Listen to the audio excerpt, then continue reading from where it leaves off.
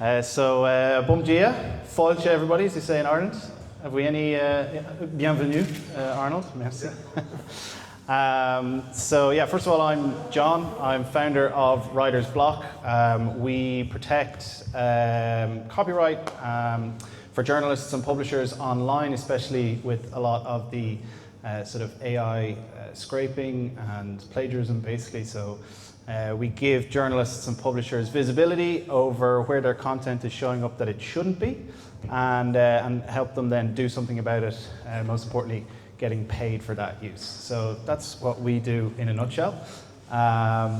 Today, though, not really about me, so we are going to have a really fun conversation. I've got some notes here. Gil, forewarn you, some of these questions will be easy, some of them will be a bit more difficult. I reserve the right to run away at some point. Yeah, you can plead the fifth. You can say no comments to any of them you don't want to, right? But no, hopefully we can have a very enjoyable conversation for everybody. And again, thank you for coming. And big thanks to Arnold and Ellis for putting this on, and the Irish Portugal Business Network. Certainly for me anyway, it's great to be here. And thank you very much. Right, let's start. So, Gil, just a little bit first about yourself, right? You've quite an impressive track record. You started at Columbia, then McKinsey, and then you went to the UAE. You turned one of their most struggling banks into one of their most successful innovation prospects, and now you're back in Lisbon running the Unicorn Factory. So that's cool. What's the through line there from sort of engineer to consultant to banker now to startup supporter? So first, thank you everyone for coming. Welcome to Unicorn Factory Lisboa, which is this space here in Beato. I don't know, just asking who have been here before. So like half of the team, then the ones that have not been, or the ones that have been but don't like to do a small tour afterwards, we can organize it and just explain you a bit this area. And sorry for not answering yet your question. Just to let you know, so this was a former military factory, food factory, so it would do everything related with grains. So we get grains in those big silos, which would then feed the flour factory, which then I'll show you, which then would be put on these silos here, which are this building here, and then we would feed the bread factory, the pasta factory, the cookie factory, and so on and so forth. And this was exclusively to feed the military, the Portuguese military. And at its peak, it was like doing 20 tons of pasta per day, so they would eat a lot of pasta apparently. Anyways, now going back to your question. So thanks for the introduction and the kind words. I think what connects all of these is the desire to solve problems. Mm-hmm. I think that I consider myself a problem solver above all. So I think engineering connects well. So engineers by nature, they solve problems. Yep. Then going to consulting, again, consultants are hired to address problems. Then when I went to UAE, to Dubai, it was a complex story. So I joined the largest bank in Dubai, which is Emirates NBD. But the moment I joined it, in just 2 weeks, there was a huge restructuring happened, and the person that hired me went to CEO of this struggling bank, which was an Islamic bank. And he told me, look, I'm leaving.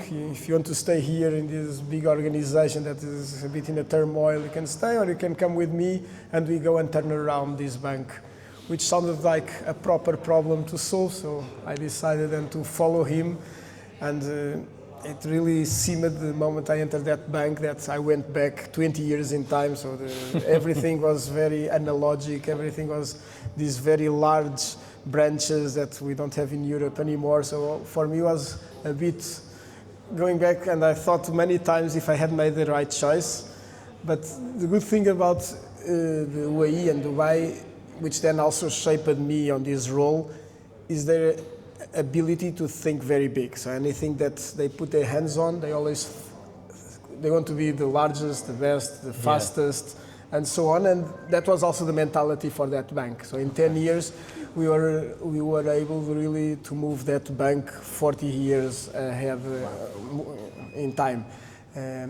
And when we left, is now one of the main retail banks in UAE. Is an Islamic bank still, but has a very strong brand, very strong team, so things went very well. Mm-hmm. I decided to return to Portugal, and I thought that I was going to be, for a while, rediscovering what I would like to do as a next step. Mm-hmm. But then the mayor of Lisbon got to know about my profile, so consultant, international career, has created, I work with digital marketing and so on in the bank, so I had a bit of a knowledge of this space. So he invited me to launch Unicorn Factory Lisboa, which was 2 pages explaining what was the goal. So, and that seemed to be the type of challenge that I like, so it's creating something that does not exist. And with a very big ambition. The mayor. He was the previous European Commissioner for Innovation, so he comes with this background of innovation. So, and during the campaign in 2021, this was October 2021, he had this flagship project of creating a unicorn factory that would create the future unicorns based in Lisbon and positioning the city as one of the main hubs in Europe for innovation. Back then, the media was making fun, saying that he was going to have flying horses over the city.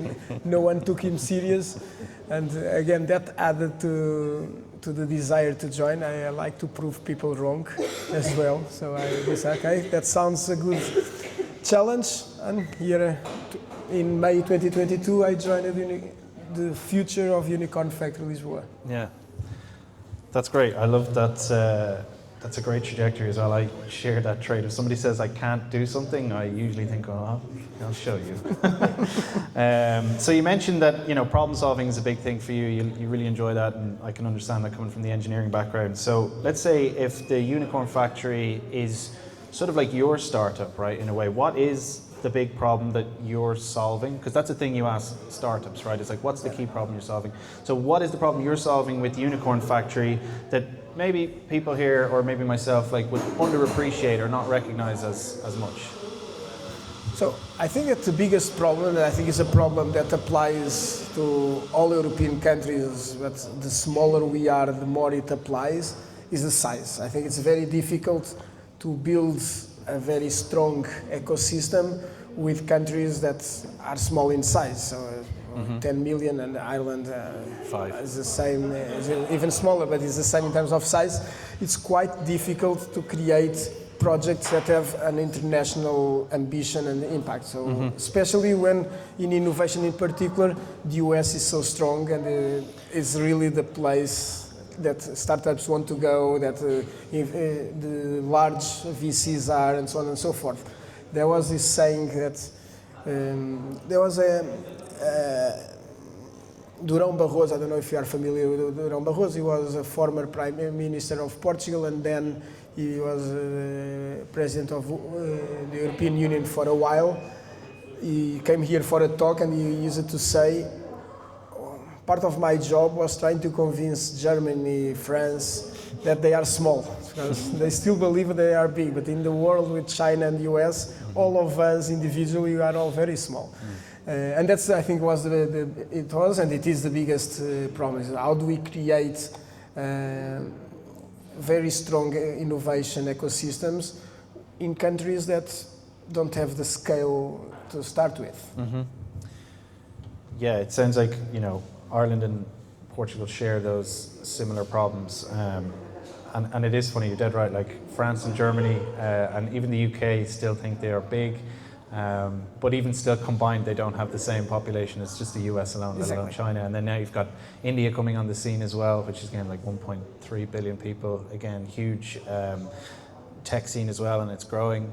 So it's ever more important to be competitive then in that environment.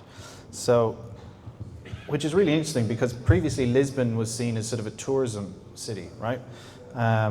And so there's been a huge transformation, and it's now one of Europe's top 10 tech capitals. So maybe in 2 or 3 kind of key points or key transformations, because you speak about having an obsession with transformation and driving impact. So what are the 2 or 3 key sort of drivers there that have made that shift for Lisbon to become sort of go from tourism now to tech? So the first moment was actually the financial crisis. I think in 2010, 2011, with the financial crisis, many people lost their jobs, consultants also had to went abroad. That was my case, and that's why then I decided to move to the Middle East.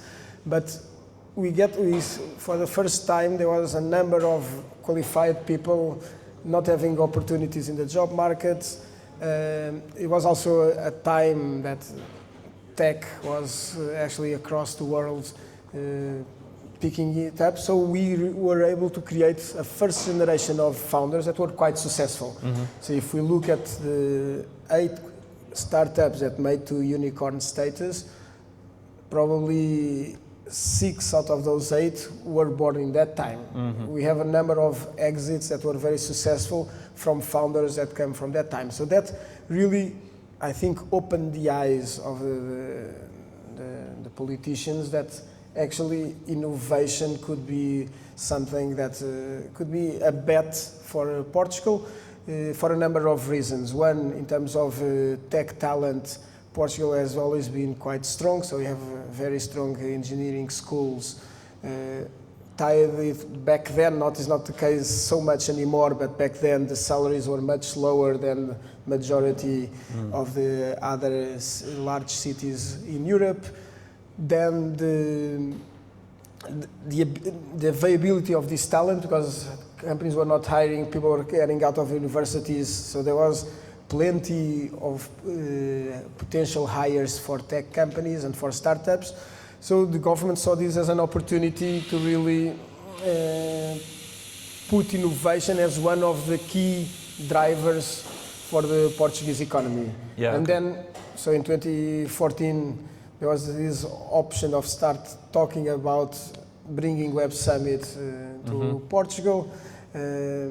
And that actually, I think, was the moment, so when that happened, that it became serious. I think it was, first was a lot of potential, but was mostly just local talent. Mm-hmm. But the Web Summit being in Portugal, it gave it opened the doors to become an international strategy. Yeah. And with this, since then, obviously, Portugal has been developing quite well in this area. Also, COVID, one of the side effects was that people became much more mobile, and we started also attracting, because of the weather and so on, a lot of international talent and expats. Also, I think something that I hear a lot from expats is that the Portuguese are very welcoming, and it's easy to get along, to feel part of the community. So all of these ingredients made Portugal and Lisbon attractive to tech and to startups. So over the last 3 years alone, we have attracted 70 tech hubs that opened offices in Lisbon. 17 of them are international unicorns. So we have now actually more unicorns opening offices than actually Portuguese unicorns, which is quite impressive. Yeah, yeah. And so, because I've seen actually, I think Upwork was one of the most recent ones, wasn't it? Yeah, and Datadog are looking to do something similar. Cloudflare, I think, as well. So there's quite a mix of different, tech companies arriving in different sectors. And so is that something, you guys look at because I know one of the things you do with Unicorn Factory is you give people like sort of a soft landing, especially if they're looking to set up a base here in Lisbon in particular. So, where does the balance sit then between, companies who are already sort of hitting that unicorn status or about to from abroad, to sort of fostering then the local talent, and because it's a lot harder to start something completely from scratch, right, than it is. And Ireland sees that a lot, right? We almost probably over-rely on foreign direct investment, US capital, and particularly US businesses. And one of the things you mentioned, even, I was going to mention it later, but since you brought it up, Web Summit leaving Dublin to come to Lisbon. And that's a trend in Ireland, is a lot of companies see that they have to go abroad. So where for you is the balance for sort of bringing in those companies and giving them a great place to set up and to start versus without crowding out then the local talent and the local innovation? Yeah. So let me just then step back a bit and explain what are the different areas of Unicorn Factory Lisboa, because possibly not everyone is familiar with. Mm-hmm. So we have 6 areas right now. So we have the incubation program where we help early stage startups, so founders to get the first product out, get the first partnership, get the first funding rounds. Then we have a scaling up program where we help startups that already have a team, a product, that already are growing, to start expanding internationally. And these are our 2 core programs for startups. Then we have innovation hubs, which are physical locations where we foster communities in high growth areas, AI, sustainability, health, and so on. Then in 4th place, we have our youth entrepreneurship, where we work with universities and high schools in order to create the future generation of founders and or at least of innovators. Then in 5th place, we have our international area where we are doing collaborations with other markets, again, to overcome our biggest problem, that, as I said earlier, which is the size of the country. So we truly believe that Europe can create a network of incubators, accelerators that can play together, and one startup joins one of the members and they get the services and the networks of all the members. So that's something that we truly believe, and we would like to help creating this network. And then finally, we have our social entrepreneurship or social innovation. That is, typically people think about this as non-profit, which is not the case. What we look is for solutions that can be of a positive impact to the population, and we help those startups running pilots with the city. So these are our 6 areas at Unicorn Factory Lisboa. And on the international area, that's where we also support international projects or international organizations to set up operations here. Yeah. So the way we balance is through this. So we have our 2 core programs that is really about helping founders, first to start, second to scale, and at the same time going to the universities, high schools, and we have this vision that if each student has one idea and that idea they can test during university times, we are just creating a huge pipeline of projects. So if we are able to reach, and the university is an amazing playground for innovation, because they don't have salaries, they have free time, they have access to knowledge. So it's a great way for someone that has an idea to test it, to validate it, and probably if it works out, they create their own business. If it doesn't work out, they have these skills that can be used in their future careers anyways. So we foster local talent, we support founders, and at the same time we believe that, again, for the ecosystem to be large and to be diverse and to be scalable, we need to attract also international businesses. So we try to blend all of these 3 in the ecosystem, knowing as well that when we have now these WeWorks and so on expanding to Lisbon and to Portugal, we know that actually most of their talent now comes from abroad and not from Portugal. So probably 20-30% are Portuguese, but 60-70% are from other nationalities, which again helps in increasing the diversity and the size of our ecosystem. Yeah, that's interesting. I read recently that it was around 50%, but it seems like it's higher than 60-70 is quite a lot. It starts with a higher percentage of international talent, Yeah. and then gradually they start hiring more local talent. Yeah, okay. But the blend is 60, 70, 50, around those it's high. numbers. Yeah, okay. Now that's really interesting. But I think, like you said, like the generally ecosystem here is, and people are quite friendly, and it's quite a good place for people to come, and they can, like you say, have a soft landing then.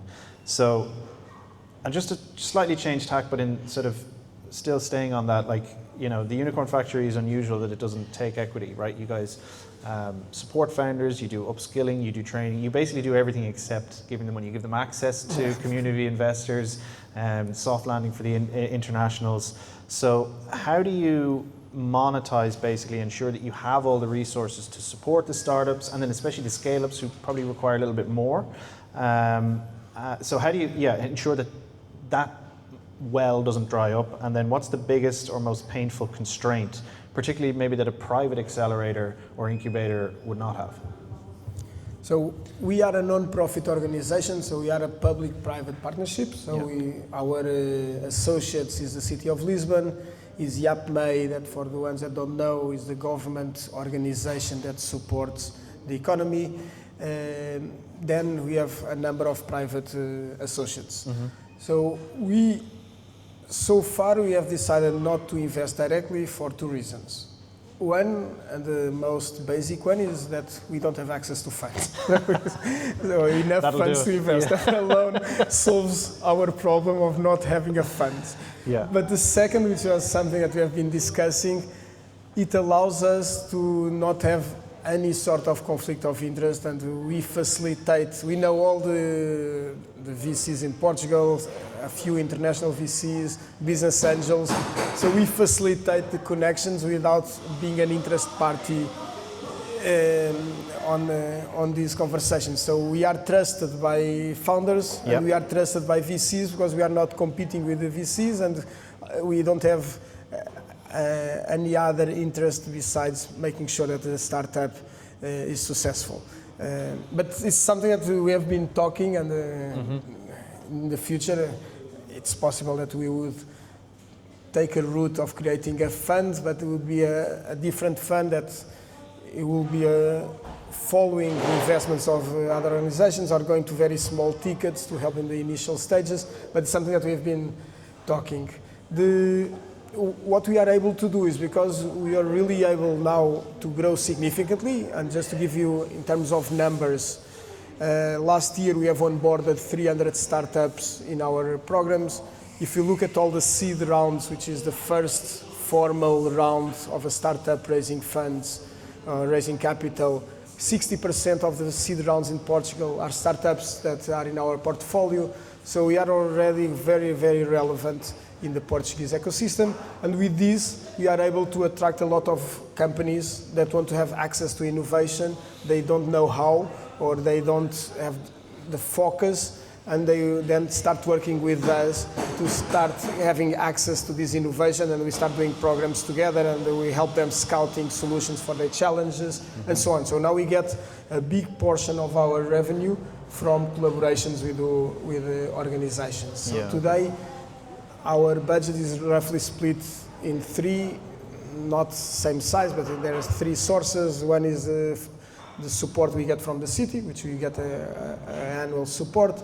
Second is the corporate companies that sponsor or want to work with us in different initiatives. And our scaling up program, actually, as you said, is quite expensive. And this is where Google's, PwC's, Galp's, and so on contribute directly. And then thirdly, we also request startups and scale-ups to pay a fee to be in our programs, because we believe that being free actually works against us. So they don't see the value. They will just sign up just to get a tick in their box to say they are with us. If they are paying a fee, it has two advantages. One is that they are forced to look at what they are getting, and they will therefore pay it.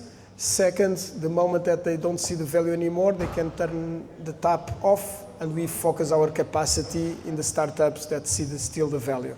So, and that has been working quite well for us.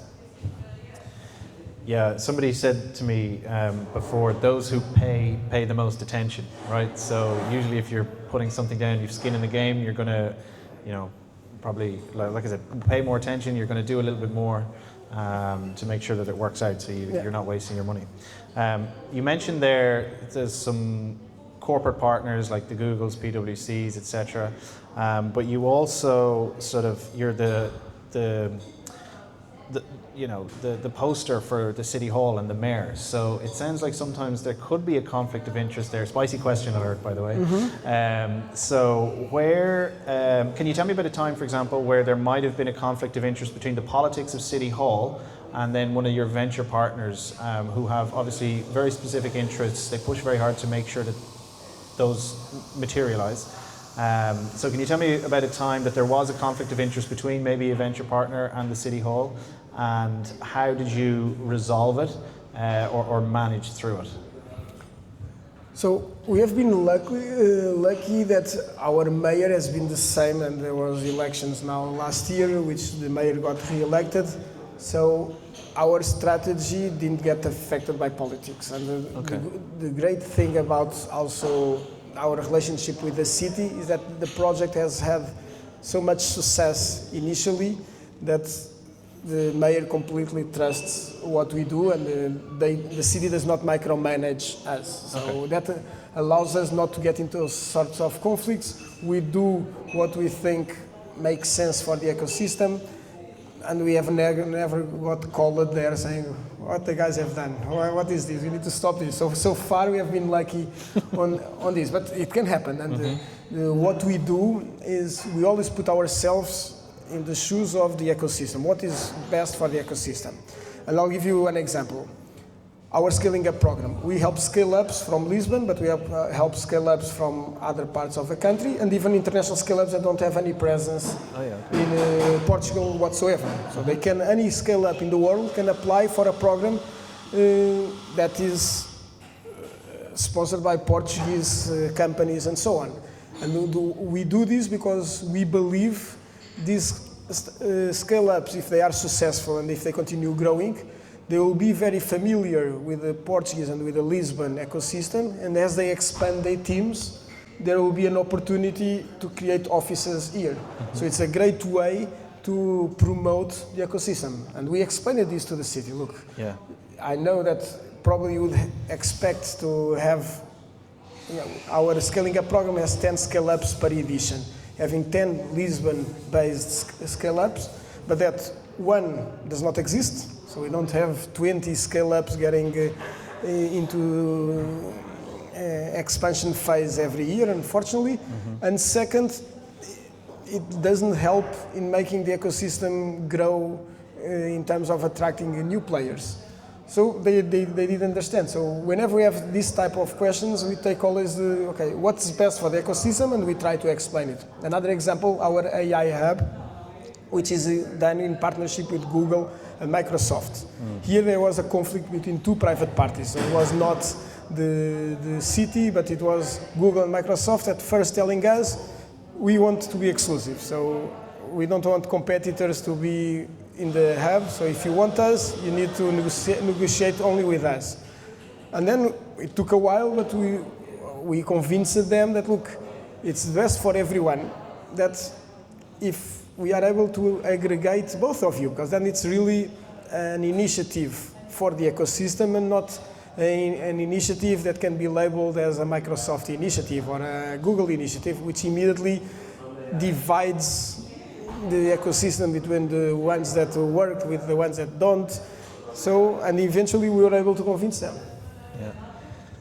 That sounds like you managed the conflicts of interest very well. You sort of broke down the problem clearly and then made them see the reality of, it's better if we're all in the same boat together rather than trying to outcompete, especially in a smaller market like Portugal or even in Ireland. Yeah. Exactly. So just to change tack a little bit, this is the Unicorn Factory, right? So let's talk a little bit about the mechanics of how do you create a unicorn. Being a founder, I'm really interested to know this. I would like to create my own unicorn. So, just to give some context, like Ireland, I'm sure all the Irish people here know, but it's a mid-size sort of slightly on the smaller side of mid-size startup ecosystem. We have a handful of unicorns ourselves, mostly in the B2B SaaS kind of fintech area. Like we mentioned earlier, there's a slight trend of feeling like you need to go abroad. Web Summit was one of the ones that left, not necessarily because of funds, but more because of they felt they couldn't get the support. Although don't mention the war, so to speak, with Paddy.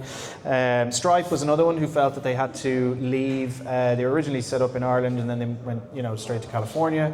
Now they've come back since, right? And there's a trend of other companies doing that as well. So, which is slightly different than to Portugal, right? It's roughly innovation hub valued around 20 billion, of which I think 1 billion Unicorn Factory has helped to facilitate, right? Which is huge, right? That's 5% of the whole ecosystem. That's incredible.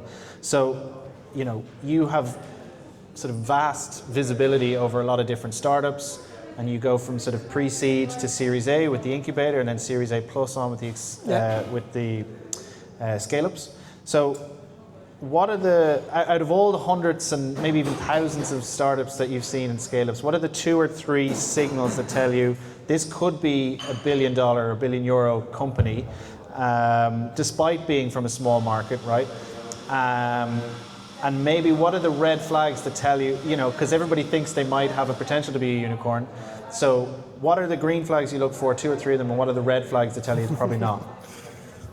So if I knew the answer, I would have my own fund instead of being here. Well, this is the Unicorn Factory, right? So it's a Unicorn Factory, and the concept behind is that we believe there's a process to make successful companies large and global if they have the right ingredients, which is what you're asking. And yes, we have, I think, what is more common sense criteria, but at the end of the day, no one really knows. I think there are some, as you said, green flags, red flags, but no one can really guess who is going to be the next unicorn, because if that would be possible, the VCs would have a much more profitable business. Let's focus on the red flags then. So, what's but I'll start with the green, and then we'll go with the... Okay. I think the green flags is one, that is the solution itself is not just something very superficial, a layer like a marketplace or a layer over AI, which now is very common these days,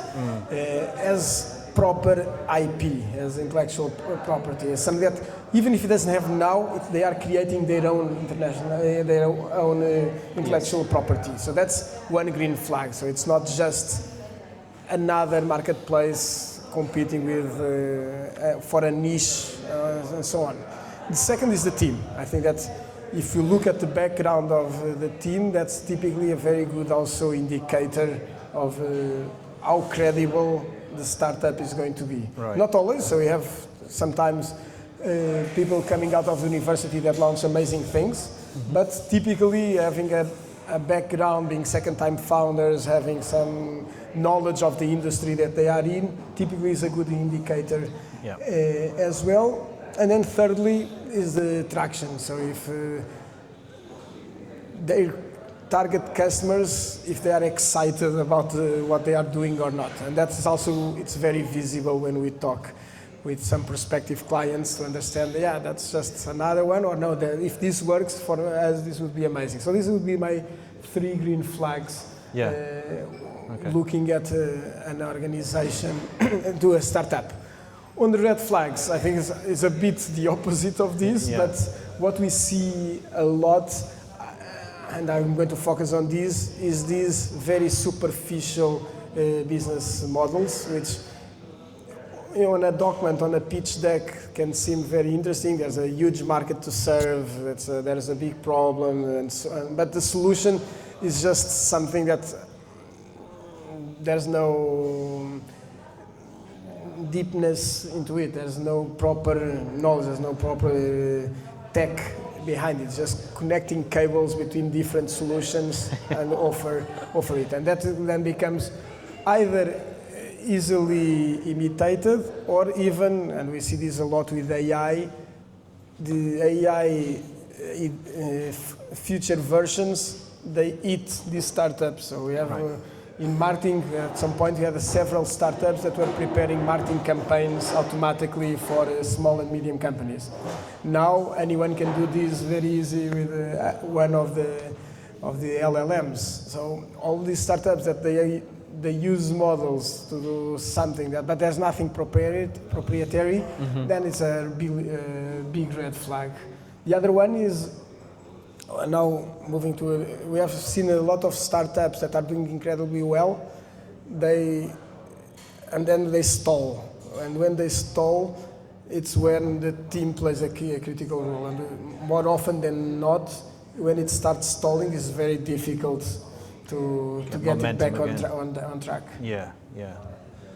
No, that's a really big problem. Like momentum, then, is what you're saying, is the big driver. And if you lose that momentum, it's not necessarily about how high you've climbed already. It's about how fast and how well you're moving. I think they are selling a dream. They are selling a vision. Yeah.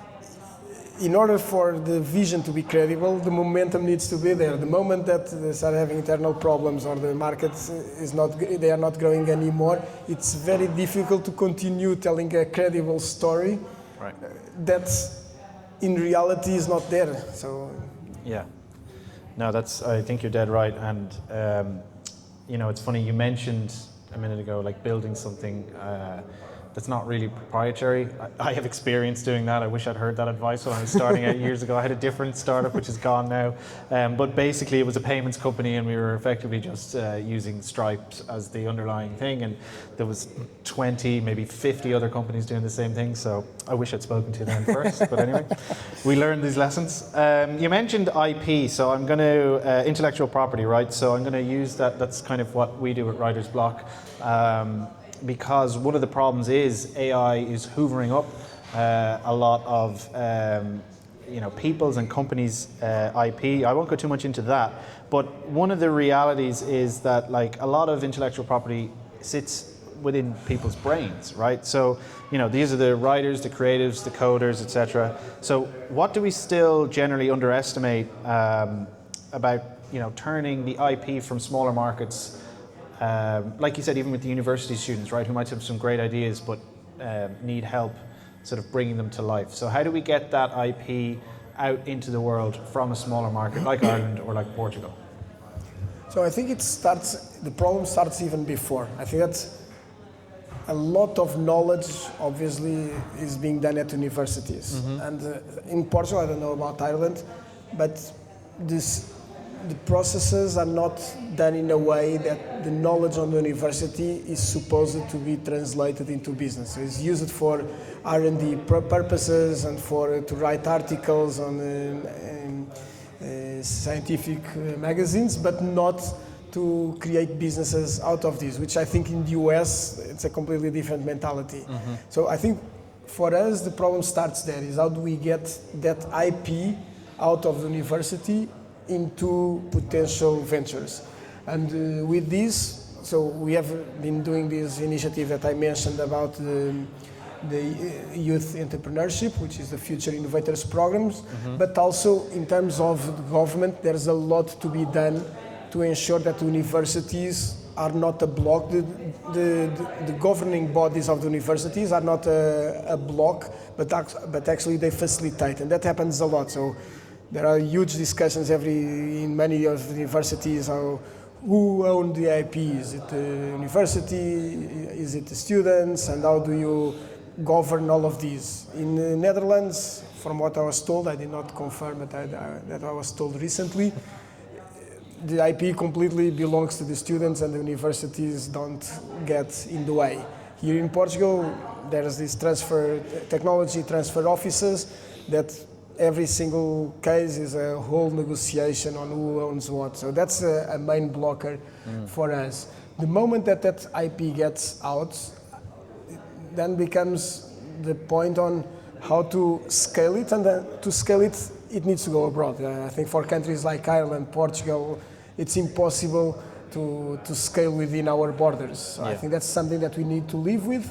And from our experience, eventually the headquarters of the scale-ups that are successful and raise funds internationally, they typically move to the US. But most of the operations still happen here. So at least we get the jobs, we get the investment, we attract the talent, we retain young talent. We don't get the full suite, but we get something that is also very substantial. Okay. And yeah, and you're dead right. I think, like, again, Ireland's very similar. You need to break out of the smaller market in order to scale up. So just on that again, like the mechanics of building a unicorn, once you break out and you become a scale up, you start to get access to, you know, more capital, and then you have more resources to deploy. So can you tell me, if you have any examples, that would be great, but even just in general, like, what do very successful scale ups do well with their capital? How do they deploy it in such a way that means they don't waste it? Like, one of the biggest things that startups fear and investors fear is a down round, right? That you either, you know, fail to raise again, or you raise significantly less than you raised in your previous round. So how do, you know, if you have any examples, that would be great to share. But generally, how do you navigate that progression through various capital raises? So let me think a bit on this. For a startup that is born in a country like Ireland or Portugal, and in Europe in general, it's extremely hard the first few markets. Why is it extremely hard?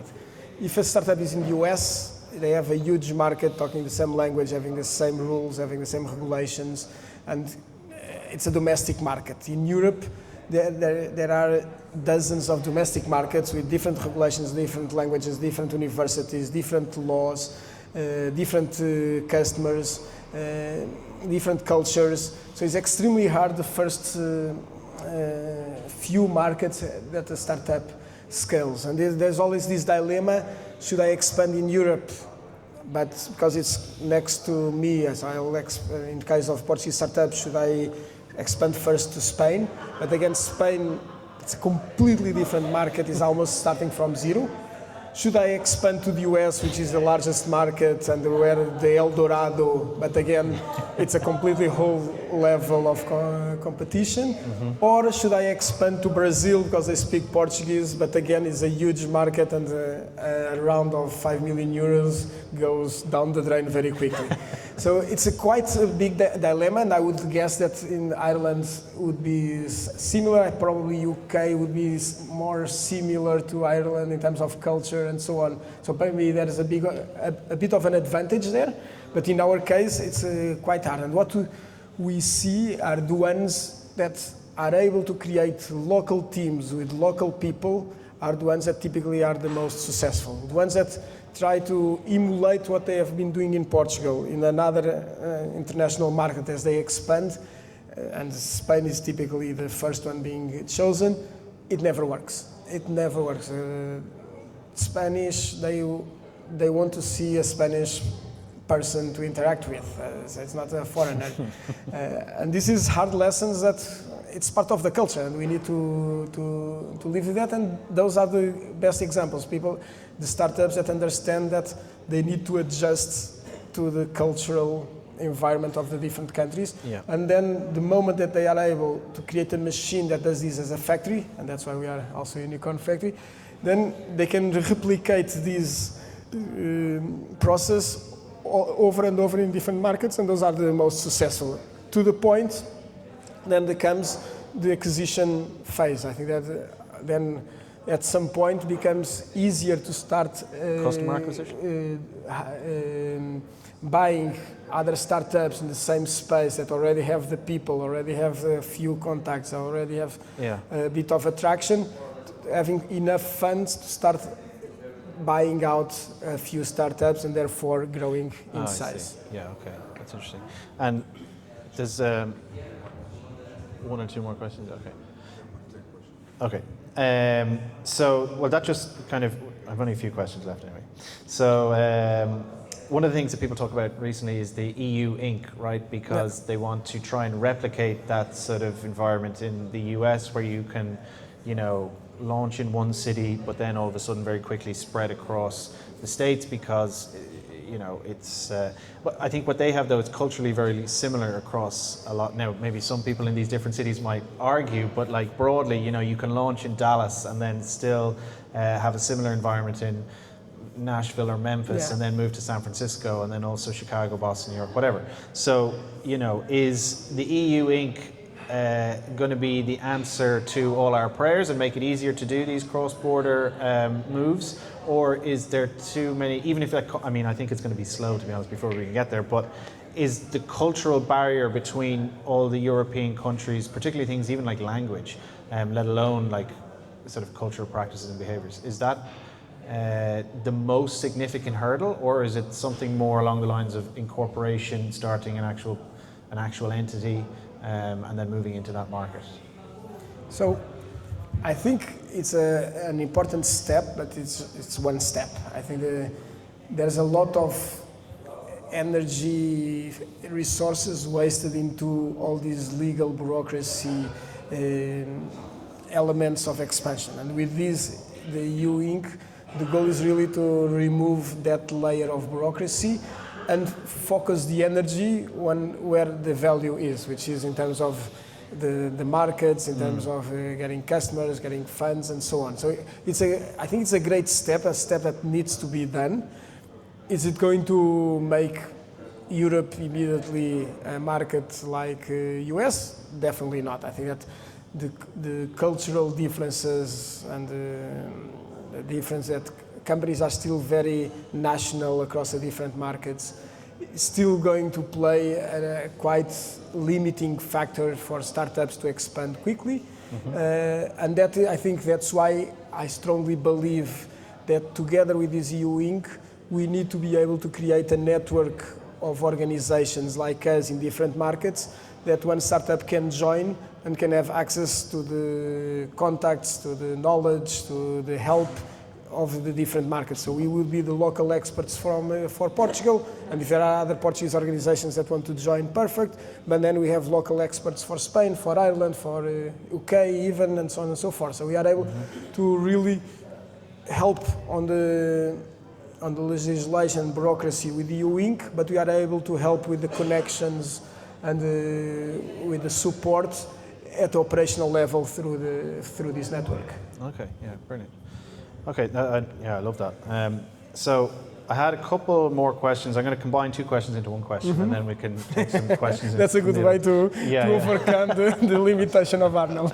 I'm a founder myself. I'll always find a way to get it done, right? So, okay, so it's kind of a two-sided question anyway, right? So if you had every investor and policymaker from both countries, Ireland and Portugal, here in the room, and you had to convince them to move sort of, you know, most of the budget from X to Y to cover the next 10 years, what are X and Y?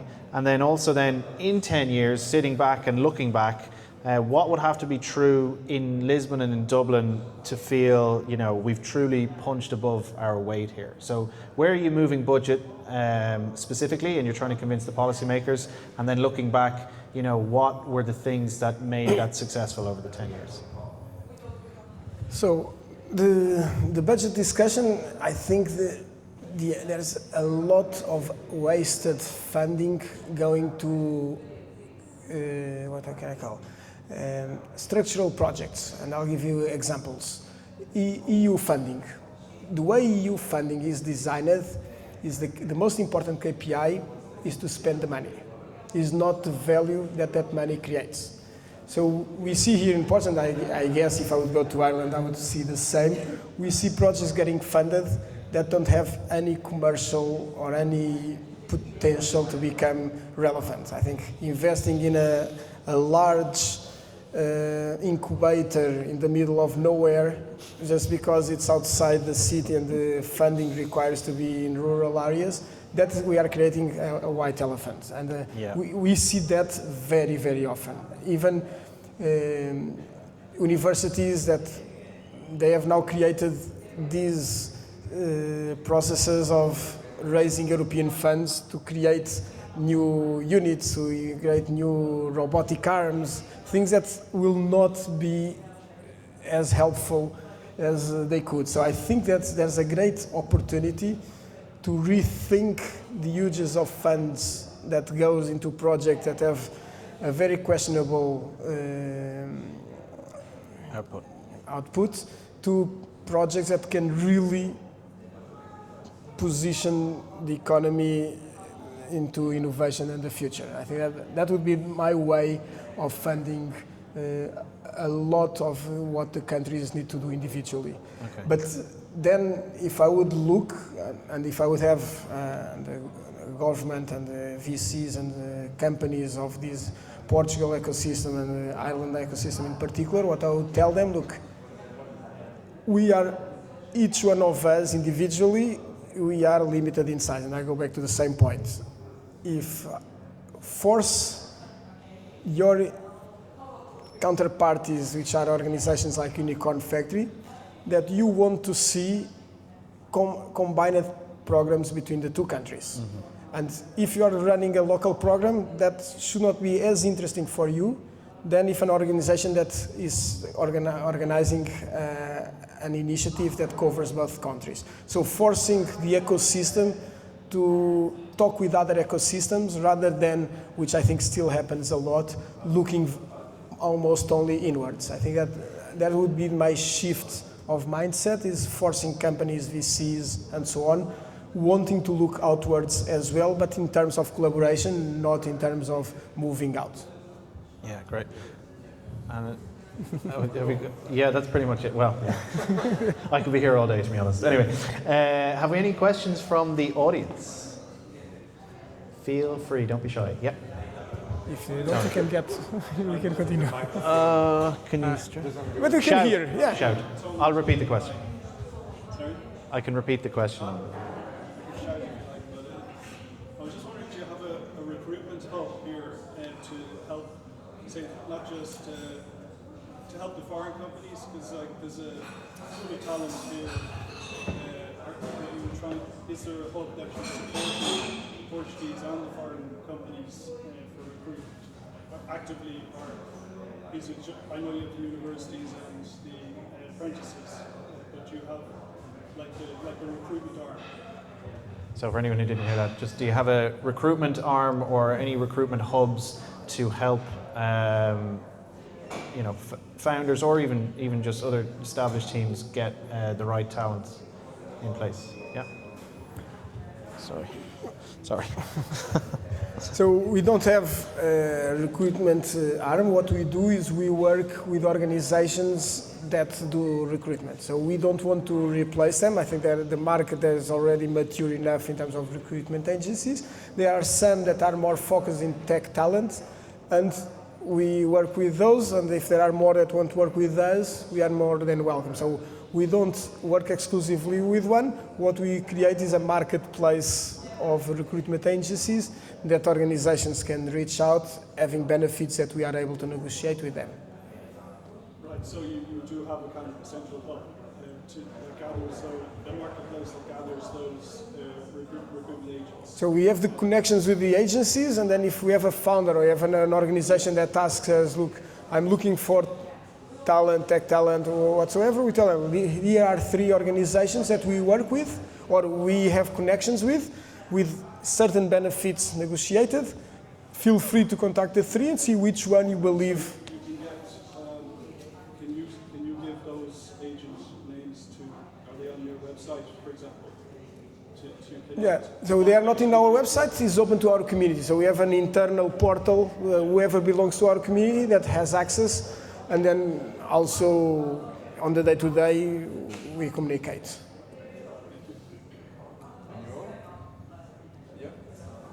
Very basic question. How do you establish the fee for the startups? The fee? Yeah. That's a great question. We have our programs with a very huge subsidy, so they are heavily subsidized. What we try to find, what is the balance between a number that cannot hurt a startup, because that's not the objective of the fee, but at the same time, it's something that is still makes them think. So if we charge 100 euros per year, I think that no one would think about it. So what we do is in our incubation program, which is for the early stage startups, we charge 90 euros per month, which roughly gives 1,000 per year. So we believe that we are in 2 digits, so it's a number that is easily digested per month, but per year is 1,000, so it has these both. Okay, it's relevant enough at a year basis, but at a monthly basis is not very relevant. And we think this is a good sweet spot that we have been there already for 3 years. On the Scaling Up program, we started with a fee of 2,500 euros. It's an 8-month program, which has a beginning and an end, while the incubation is an open-ended program. On this one, we felt that the value of, just for you to know, we have a number of experts that them alone charge on higher than 10,000 euros per scale-up to support those scale-up. So we have a lot of value, and we thought at 2,500 we had 10 scale-ups that would give 25,000. We would pay one of our experts. Okay, we felt, okay, let the contribution be, these guys pay one of the experts and our sponsors pay the rest. Since then, we have increased it from 2,500 to 4,500, because the feedback we get from the scale-ups is that it's an incredible value, and this allows us to have additional funds to further enhance the program. So now we feel that 4,500, which is slightly below the 5,000, is a good value that, again, makes scale-ups to think if it's worth it. But at the end of the day, for a scale-up that has raised a couple of million euros, it's nothing. So that has been always this trade-off, what we think they can afford versus making them think a bit. Another question. Just for example, I'm just thinking of a very small language school, but if I was having Irish teachers from here, where do you accommodate them? So if you have Irish teachers, Come here to teach, for example, just an example. I mean, where do you accommodate people these days in Lisbon? That's a big problem in Ireland yes. as well. So I think I think it goes beyond Lisbon, goes beyond even Dublin. I think it's a problem of many European cities and even non-European cities.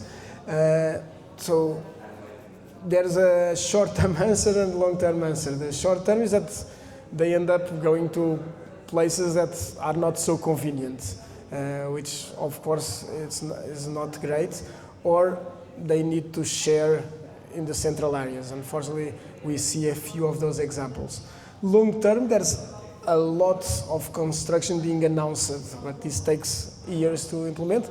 In this case in particular, so that building you see over there that is under construction, that is going to have 120 shared accommodation, where the goal is to have apartments where the living room and the kitchen are shared, but then each room has a bathroom, so people have their own suite, but it's called a co-living environment. And this alone will have hundreds of people that can stay here. So these type of models now start to become a norm in order to respond to the lack of supply. A bit like a hacker house, maybe. Yeah.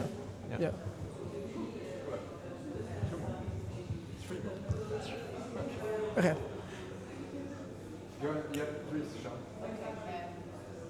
First of all, thank you so much. It was an amazing discussion, and I learned so much. I'm taking loads of notes personally. Maybe then we repeat afterwards. Yeah. I want to.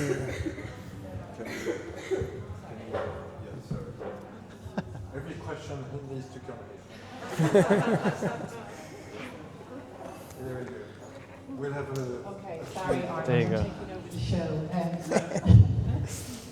No, amazing discussion this morning, I think, from so many different perspectives, because we were last week in Belfast for the IPBN, and you see we invited other innovation hubs to come along to the event, but when you have instability in government, or they're distracted by one crisis after another, projects like this, hubs, the Unicorn Factory and equivalent of in Ireland, are the first thing.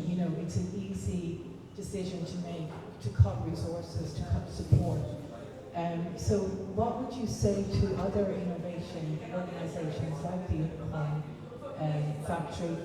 How do we ensure, because politicians come and go, but small countries like Portugal, like Ireland, need to be, developing these key competencies and skills to be able to ensure that we create this innovation pipeline going forward, so that we can, punch above our own weight and be competitive on a global stage.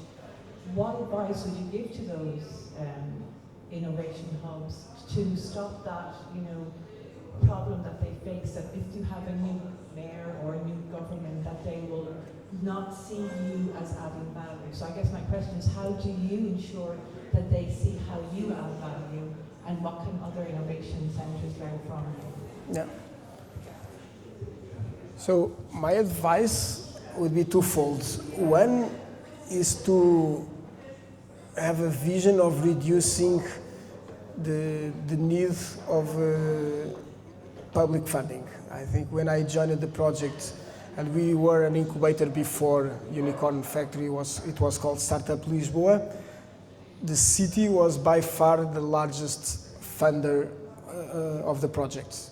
Since then, because we have been able to increase the support from private organizations and so on, our dependency on the city reduced significantly, but it's still substantial in terms of the overall revenue, but it did reduce substantially, which then allows us to have more stakeholders that we can talk to rather than just having full dependency of one route.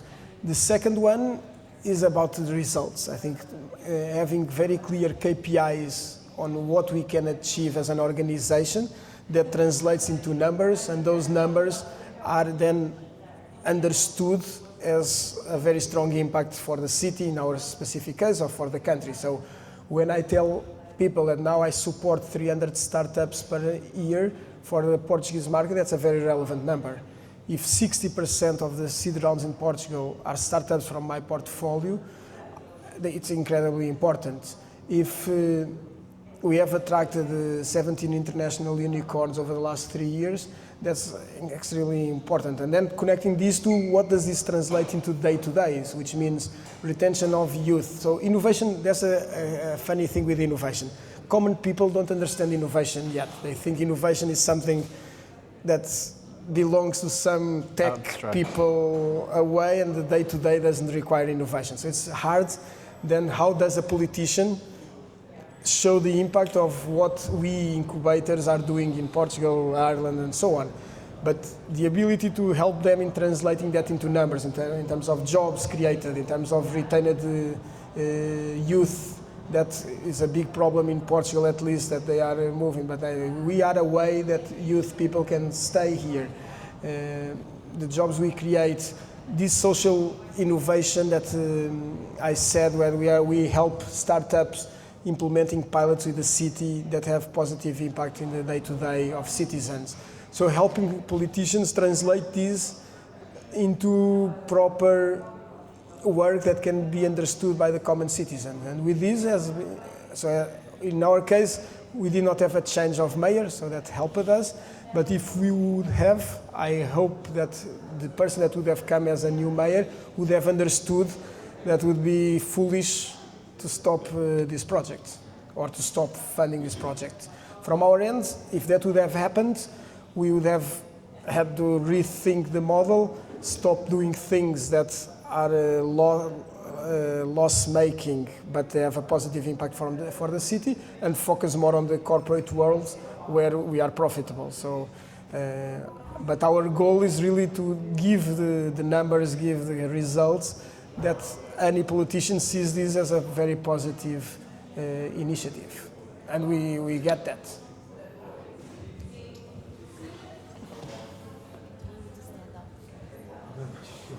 Thank you so much for the panel. Speaking of innovation, so resources aside, regulation, funding, time, what have you found to be the biggest bottleneck in innovation?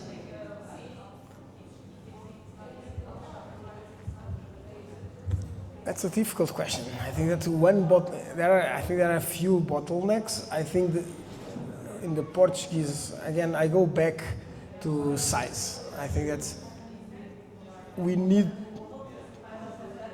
it's not natural because we don't have a sufficient number of large companies. We don't have a sufficient number of funding instruments and so on because we are a small country. So we are fighting against size, and that's the bottleneck. So if we can have great ideas, but if there are no pilots to be done, those ideas will never have the opportunity to be tested.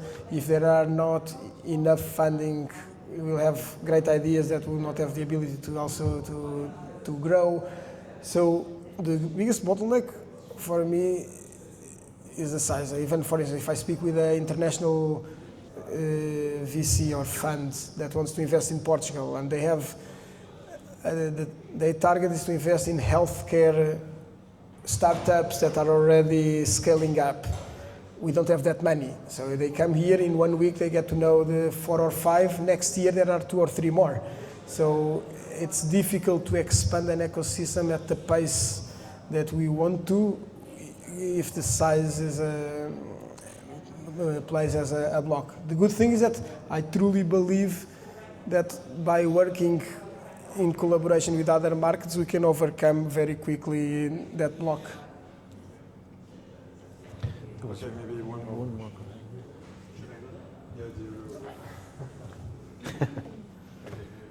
Yeah. So thank you, first of all. I think it was great. It was really inspired. I'm Diogo. I coordinate Innovation Exchange at Porto Business School. My question is actually 2 questions. My first question is about, you talked about the different hubs and different communities that we have here. And one of came up to my mind is if you have something focused on silver entrepreneurs, because especially in our demography as Portugal, where I even say that people they don't even prepare retirement because people just stop working and they don't even know what to do, and they have so many values and so many ideas that maybe they should become entrepreneurs and try to create the innovation or whatever it is. That's my first question. My second question is also about Portuguese mindset, that sometimes what we see is local business or small business with these, especially business owners, with this mindset that, oh, this is my business. I have a emotional connection with it because it came from my father and came from my grandfather, and etc. So there is this idea of entrepreneurship as a service. If you have that in your pipeline or in mind to try to promote, because it could be a good way to mingle people that have, especially young people that have energy, the mindset to grab a traditional business and turn it around, but will allow the owner of the business to keep it and to have the ownership, that this feeling of it's mine. And my third, this is a provocation, is about, you talk about learning from me. Different hubs, especially internationally, and just challenge you to do it nationally also. Very good points. So thanks, Diogo, for the questions and for the provocation. So starting with the first one, yes. Does everyone know what is silver entrepreneurship? So this is entrepreneurship of people that are on their 40s, 50s, that have a lot of experience, they had their corporate careers, and now they look forward, they could launch their own businesses. And that's a trend we have been observing. We have getting more and more people that are coming to us saying, look, I have had this career, I have this idea, but I don't know, what's the next step? In fact, even the language we use among startups is a completely different language than people use on the day-to-day. These seed rounds, the pivotings and so on is a language that they are not used to. So yes, we are now helping them through our programs, that we are planning to have one area specific for experienced people that want to launch initiatives that would connect, would also be not only supporting the startup, but helping them getting into this environment and understanding these environments. So that's the first one. The second one, we haven't thought about it, and I think it's a great idea. So to think how can we connect founders, with businesses that are not as innovative, but these synergies that could exist. It's a great idea that then I'll also pick your brains afterwards. On the third point, obviously, I think that's, and that's just something I think I said here, but if I didn't, I will stress again. For us, whatever we do, we look forward to collaborate at a national level. So as I said, the scaling up program is not for Lisbon scale-ups, it's open to any scale-up. And we look forward to opportunities to work with other incubators and accelerators in the country. For instance, we do tech from Porto. Two APS students that are integrated here. They have fintech in Nigeria. Wow. But I think there's a lot of value in finding these common bridges. I'll give you two examples. So we do Tech, which is the main incubator from Porto and from the University of Porto. They have designed now a platform that they call it founders matching, and does exactly this. They match founders, which is you have an idea, but you need a team. You go there and you look for profiles of people that you want to connect. And this is something that was done within UPTEC, and then they reached out and say, look, we believe this should be a tool for everyone. And obviously the scale helps also becoming more interesting. And we are saying, of course, we will be participating on this. On our scaling up program, we always reach out to the other incubators asking if they have any startup that they want to be included in the program. This is still very ad hoc basis, but I believe there's a lot of there's a strong potential to start thinking together in common initiatives. I think that should be the way. Then thirdly, on your provocation, which remind me again, what is a provocation? It was exactly that. That was a provocation, exactly. But yes, I think that needs to be the way. And when I said about this network of incubators across geographies, I specifically said in Portugal, if there are more, even better. The more, the better. Again, everything needs to get scale. Anything to be relevant and to have impact needs to gain scale. So we need to overcome our limitations, our way of thinking locally, to be able to get scale. Okay. Do you want to add something, John? No? So, okay, so that's it. Thank you very much, John. Great conversation. Thank you, Gil. Jill. I was going to ask, I think you have kind of answered about the capacity. I didn't realize there were already 17 unicorns in Lisbon. What if you get 3 or 4 in the next 6 months? In the next 6 months, can you accommodate them? That's the office space that you have, but you have partly answered that. And then your last comment about forging partnership with other countries and of course Ireland. We are here, of course, to help. We were in Dublin at the Guinness Enterprise Centre. I think that would be a great partnership to do with you. They have AI, they have all those different, I think they have about 200 companies there. We were in Belfast last week, Innovation Hub as well. We'll probably be in Galway later in the year. So, there are a lot of Innovation Hub there as well. So we're very keen to help you to forge partnerships that would be great. with Ireland, and we'll be in touch for sure for that. So thank you very much, everybody. There are a lot of people that have come for the first time. So I hope you enjoyed. We are the Ireland Portugal Business Network. You can find us on the website, and if you have any question, I'm on LinkedIn, Arnold Delville. You can contact me, and I think we have still a bit time for coffee, and there's still some special. So thank you very much, and see you again very soon. And Arnold, Thank you very much. If a few would like then to do a quick tour around here where we explain a bit the compound, feel free to reach out. I have also here with me Sandra from our team, that she's an expert also on the Beato Innovation District, which is the name where we are.